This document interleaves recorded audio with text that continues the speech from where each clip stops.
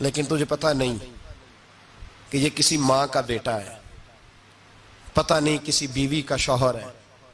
ایک ہمارے دوست ہیں، بزرگ ہیں، ان کا داماد فوت ہو گیا، نشہ کرتا تھا۔ تو میں تعزیت کرنے ان کے گھر پہنچا تو کھڑے ہو گئے ہاتھ باندھ کے، کہنے لگے حضرت صاحب باقی ساریاں گلاں چھڑ دیو، صرف نشے تے تقریر کریا کرو۔ وہ جب جیتا تھا تو تب بھی اس کے بچے یتیم ہی تھے، یتیم ہی تھے۔ میری بیٹی جب میرے گھر آتی تھی اور میں اپنے پوتوں کے اترے کپڑے اسے پہننے کو دیتا تھا تو میرا کلیجہ پھٹتا تھا، اور میری بیٹی اس کی زندگی میں بھی بیوہ کی زندگی گزار رہی تھی۔ وہ میری بہوؤں کے اترے ہوئے کپڑے پہنتی تھی، کوئی دعا کرو، کوئی جلسے کرو، یہ لت ختم ہو جائے۔ اور کہنے لگا اب میرے وہ چلا تو گیا ہے، دادا دادی اس کے پہلے کوئی نہیں، چچا ہے کوئی نہیں، جب تک تو میں زندہ ہوں ان نواسوں کو کوئی روٹی کا لقمہ، کوئی کپڑا مل جائے گا، لیکن سوچتا ہوں میں بوڑھا ہوں، مر گیا تو ان کو کوئی پوچھے گا بھی نہیں، کون ان کی خبر۔ اتنا ظلم اس قوم سے، اتنی زیادتی، اور آرام سے لکھ کر لوگ گزر گئے کہ یہ 70 لاکھ ہے، ان کا درد تو سمجھو، تکلیف تو سمجھو۔ 7 فٹ کا سونا جوان اور نشے کا عادی ہے تو کسی نالی میں پڑا ہوا ہے۔ اور میں نے کہا اس قوم کے ساتھ اس سے بڑا بھیانک مذاق کیا ہوگا۔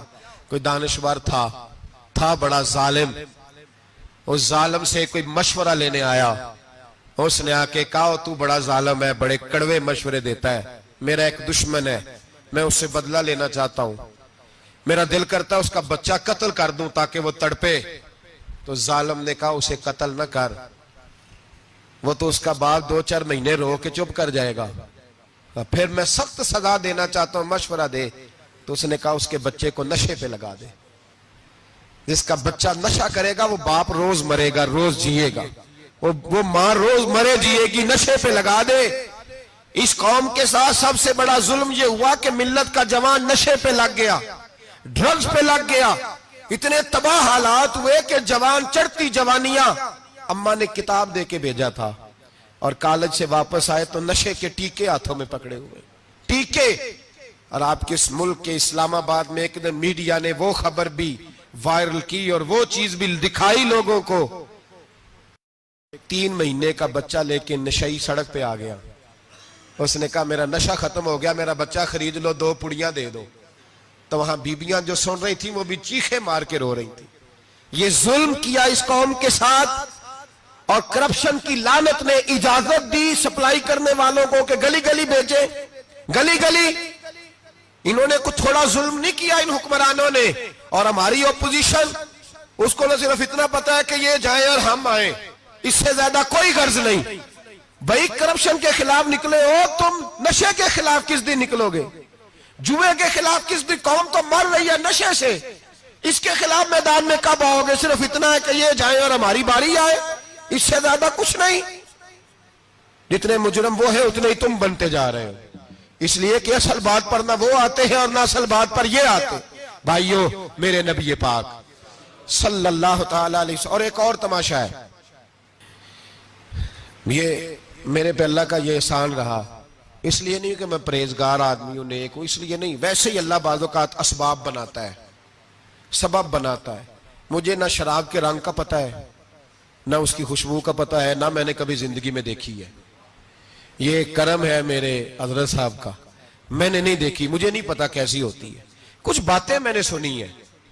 ایک محفل میں بیٹھا تھا مجلس میں، تو ایک شخص نے کہا کھانسی نہیں جاتی بچے کی، دوسرا اس کو مشورہ دے رہا ہے،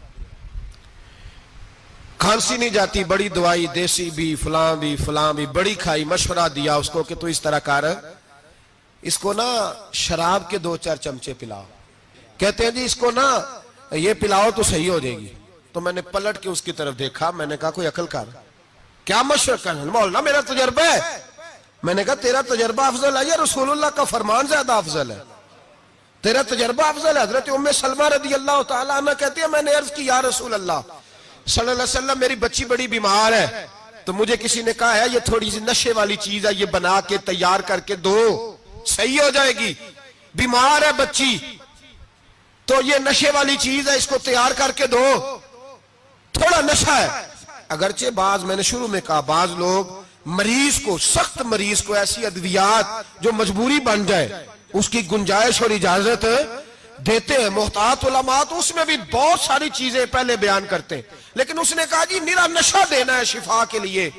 تو حضرت ام سلمہ کہتی ہے میرے نبی پاک نے میری طرف دیکھا، میری طرف. تو میں نے کہا یا رسول اللہ آپ کیا فرمانا چاہ رہے ہیں؟ تو نبی پاک نے فرمایا ام سلمہ کبھی ناپاک چیز میں بھی شفا ہوئی ہے، کبھی ناپاک چیز میں بھی، کبھی شراب اور خمر میں بھی شفا ہو سکتی ہے. شفا رب کریم نے رکھی ہے پر شہد کے اندر رکھی ہوئی ہے، شفا اللہ نے رکھی ہے قرآن مجید میں رکھی ہوئی ہے. تو اس میں بھی کبھی یہ حضور نے بیان کیا ہے کہ اس کے اندر شفا ہو سکتی. تو امت کتنی دلیری کرتی ہے جو یہ مشورے دیتی ہے کہ اس کے اندر نشہ ہے، شراب ہے، تو کھانسی چلی جائے گی تو فلانی بیماری چلی جائے گی. نہ آؤ ان چیزوں پہ، نہ اپنے ایمان کو خرابی دو، اور نہ ایسی باتیں کرو جس سے کہ ڈائریکٹ رسول اللہ صلی اللہ علیہ وسلم کے واضح ارشادات کی مخالفت ہو. میرے نبی پاک صلی اللہ علیہ وسلم نے فرمایا. اور پھر کچھ لوگ کہتے ہیں تھوڑی پی ہے جی. اب تو میں تجزیے میں پڑھ رہا تھا کہ ایسی شراب ایجاد ہو گئی ہے، لوگ شراب پیتے ہیں اور وہ مست بھی رہتے ہیں، کار بھی چلاتے رہتے ہیں، کہتے ہیں جی نہیں ہمارا ذہن معاف نہیں ہوا تو یہ والی صحیح ہے، نشہ نہیں لاتی.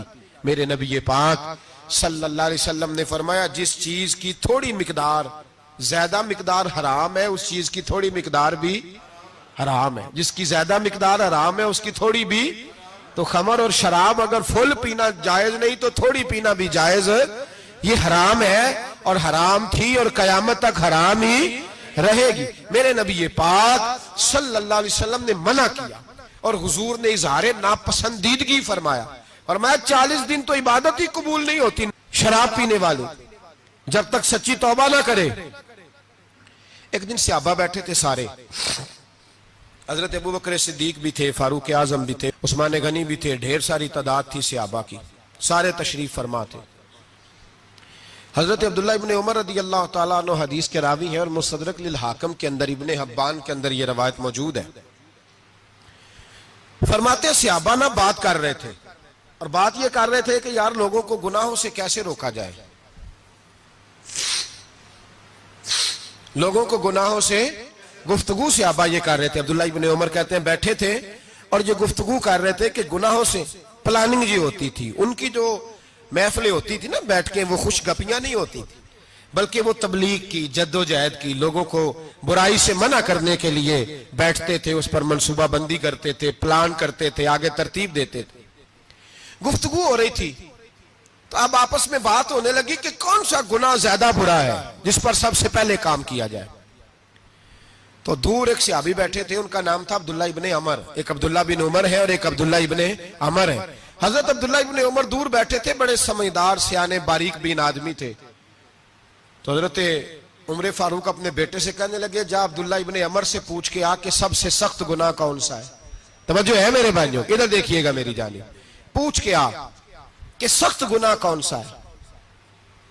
عبداللہ بن عمر رضی اللہ تعالیٰ عنہ کی خدمت میں جب عبداللہ ابن عمر گئے تو جا کے کہنے لگے کہ صحابہ پوچھتے ہیں کہ آپ نے زیادہ وقت گزارا ہے نبی رحمت صلی اللہ علیہ وسلم کے پاس، تو بتلائیے برا گناہ کون سا ہے، سب سے سخت گناہ، تاکہ سب سے پہلے اس پر پابندی لگائی جائے، اس پر محنت کی جائے.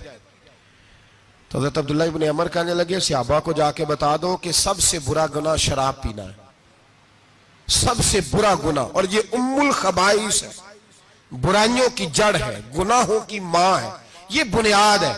باقی گناہ اسی سے شروع ہوتے ہیں. کہتے ہیں میں نے آ کے بتایا تو حضرت ابو بکر صدیق رضی اللہ تعالیٰ عنہ سیدنا فاروق اعظم کہنے لگے خود جاتے ہیں، ان کے پاس خود جاتے ہیں، چونکہ ہم نے بات سننی ہے ہم خود جاتے ہیں اور ان سے جا کر کے سوال کرتے ہیں کہ اگر آپ کو اس تفصیل کا پتہ ہے نا تو اس کے پیچھے بھی کوئی تفصیل ہوگی جو میرے نبی پاک نے بیان کی ہوگی صلی اللہ تعالی علیہ وسلم. اس تفصیل کا بھی آپ کو پتہ ہوگا جو نبی پاک نے بیان کی ہوگی، اس بات کے پیچھے جو بیک گراؤنڈ ہے، جو پس منظر ہے. فرماتے ہیں کہ ہم اٹھے، عبداللہ ابن عمر کے پاس گئے، ان سے جا کے پوچھا کہ جناب آپ نے یہ تو فرمایا ہے شراب ام الخبائث ہے، تو اس کے پیچھے پس منظر کیا ہے؟ تو عبداللہ ابن عمر کہنے لگے یہ میں نے اپنے پاس سے نہیں کہا، یہ میں نے نبی پاک سے سنا ہوا ہے حضور سید عالم صلی اللہ علیہ وسلم بیٹھے تھے تو حضور نے فرمایا شراب یہ نشہ یہ برائیوں کی ماں ہے. اور پھر حضور نے ایک مثال بیان فرمائی. نبی رحمت علیہ السلام نے فرمایا بنی اسرائیل کا ایک واقعہ ہے. ایک خوبصورت جوان تھا تو ایک عورت کا دل آ گیا اس پر. یہ یاد رکھ لیں, ہم لڑکوں کو منع کرتے رہتے ہیں لیکن ہمیں گھر کی بچیوں پر بھی توجہ دینی ہوگی, ہمیں ان کے فون پر بھی نگرانی کرنی ہوگی, ہمیں وہاں بھی غور کرنا ہوگا. اس لیے کہ اگر کوئی بچی گنجائش نہ دے تو میرا خیال ہے کہ لڑکا جرت کرنے کی طاقت نہیں رکھتا. تو وہاں بھی ان کی اماں سے کہے کہ پابندی لگائے, بچی کسی کا موبائل لے کر کے کہیں اس کو استعمال تو نہیں کر رہی, اس پودے پر بھی توجہ دے, درخت بننے سے پہلے اس کی بھی نگرانی کریں, یہ بھی بڑا ضروری کام ہے. عورت کا دل آ گیا تو نبی پاک علیہ السلام فرماتے اس نے کوئی بہانہ لگایا, کسی کو کہا کہ اس نوجوان کو بلا کے لاؤ, اس کو کہو کہ ہم نے کوئی گواہی لینی ہے تجھ سے. وہ نوجوان آیا, ایک کمرے میں داخل ہوا تو اگلے کمرے میں لے گئے, وہاں داخل ہوا تو اس سے اگلے کمرے میں لے گئی, وہ داخل ہوا تو اسی طرح 7 مکفل کمروں میں لے گئی. میرے کریم رسول میرے محبوب پاک علیہ السلام فرماتے ہیں, صحابہ کو سمجھا رہے ہیں میٹھے لب و لہجے میں, فرماتے ہیں جب سب سے پچھلے کمرے میں لے گئی تو ایک لڑکا بندھا ہوا تھا وہاں رسیوں سے, شراب کا پیالہ پڑا ہوا تھا. اور بی بی کہنے لگی کوئی گواہی شواہی نہیں لینی, تجھے اس لیے بلایا ہے کہ تیرے اوپر دل آ گیا ہے, اب میرے ساتھ منہ کالا کر. تو وہ جوان کہنے لگا نہیں, میں نے اپنے نفس کو پاک رکھا ہوا ہے, میری نظر بھی پاک ہے, دل بھی پاک ہے, اور اس کی برکت یہ ہے کہ رب نے میری روح کو بھی پاک رکھا ہوا ہے, تو میں یہ حرکت نہیں کر سکتا. پاک لوگ پلید کاموں کی جانب توجہ نہیں کرتے, میں یہ حرکت نہیں کر سکتا. اقبال نے اپنے بیٹے کو دعا دی تھی, اس نے کہا تھا حیا باقی نہیں ہے زمانے کی آنکھ میں, خدا کرے کہ رہے تیری جوانی بے داغ, خدا کرے کہ رہے تیری جوانی بے داغ. کہا میرے ساتھ منہ کالا کر, اس نے کہا میں نہیں کرتا. کہنے لگی چل پھر اس کو قتل کر, اس کو میں نے باندھا ہوا. اس نے کہا میں قتل کیوں کروں, میری کیا دشمنی ہے. کہا پھر شراب پیو, کہا میں شراب بھی نہیں پیتا. تو کہنے لگی اب تو میں نے تجھے اپنے چنگل میں پھانس لیا ہے, اب تو یہاں سے بچ کے جا نہیں سکتا, اور اگر تو باہر جائے گا تو میں شور کروں گی, لوگ جمع کروں گی, اس نے میری عزت آبرو پہ ہاتھ ڈالا ہے, تو بچ تو نہیں سکتا, ایک کام تو کرنا پڑے گا. محبوب فرماتے ہیں اس نوجوان نے سوچا کہ زنا بھی بہت بڑا جرم ہے, قتل بھی بہت بڑا گناہ ہے, چلو اب مجبوری ہے تو شراب پی لیتا ہوں. لیکن وہ سمجھا نہ کہ شراب تو بنیاد ہے. اس نے ایک پیالہ جو پیا, کہنے لگا ایک اور دے دو, دوسرا پیا تو کہنے لگا ایک اور دے دو. اب 3 پیالے 3 بوتلیں شراب جو پی چکا تو خماری چڑھ گئی. اب اس عورت کے قریب جانے لگا کہ میں تیرے ساتھ زنا کروں گا. اس نے کہا جب تک میں قریب نہیں آنے دوں گی جب تک تو اسے قتل نہ کرے. اس نے اسے قتل بھی کیا, زنا بھی کیا. تو محبوب فرمانے لگے یہ قتل اور زنا جو ہوا ہے تو یہ شراب کی وجہ سے ہوا ہے. گویا شراب وہ جرم ہے جو قتل بھی کرائے گی, جو زنا بھی کرائے گی. اور اگر آپ نشئی کو دیکھیں, اگر آپ شرابی کو دیکھیں تو کیا وہ ڈکیتیاں نہیں کرتا پھرتا, وہ چوریاں نہیں کرتا, وہ اپنی ہی ماں کا زیور نہیں بیچ آتا, وہ اپنی ہی بہن کا پڑا ہوا جہیز نہیں بیچ آتا, وہ اپنے ہی گھر میں ڈاکے نہیں ڈالتا, وہ اللہ کے گھر مسجد میں آ کر کے چوری نہیں کرتا. وہ صرف اس لیے کرتا ہے کہ یہ نشہ, یہ شراب, یہ ماں ہے گناہوں کی, یہ جڑ ہے. ملت کے لوگوں یاد رکھو, اس امت اس پاکستان کے ساتھ جہاں بہت سارے ظلم ہوئے وہاں بڑا ظلم یہ ہے کہ بہت بڑا طبقہ جوانوں کا نشے کا عادی ہے. وہ نشہ انہیں عشق مجازی اور عورتوں کے عشق کی جانب لا رہا ہے. وہ نشہ چوریاں کرا رہا ہے, قتل کرا رہا ہے, ڈکیتیاں کرا رہا ہے. بہت بڑے ظالموں نے بہت بڑے ہاؤس بنائے ہوئے ہیں جن کے اندر شراب فراہم کی جاتی ہے, نشہ دیا جاتا ہے. میں نے تو ایسے ایسے لفظ سنے کہ الیکشن کے دنوں میں ووٹ لینے کی خاطر سیاستدان انہیں نشہ فراہم کرتے ہیں, انہیں باندھ کے رکھتے ہیں, روز تمہیں پڑیا ملے گی, ووٹ ہمیں ڈالنا. اتنا ظلم, اتنی زیادتی, اتنا جبر, ایک انسان کے ساتھ کھیلنا. لوٹ آؤ, پکڑو ان کا دامن, اپنے گھروں کو بچاؤ. اپنے دوستوں کو بچاؤ. جاگو جاگو امت کے لوگوں جاگو. میرے نبی پاک صلی اللہ علیہ وسلم کے کلمہ گو لوگوں کو بچاؤ. ان پر اگر سختی کرنی پڑتی ہے تو کرو, پیار کرنا پڑتا ہے تو کرو, محنت کرو, جدوجہد کرو.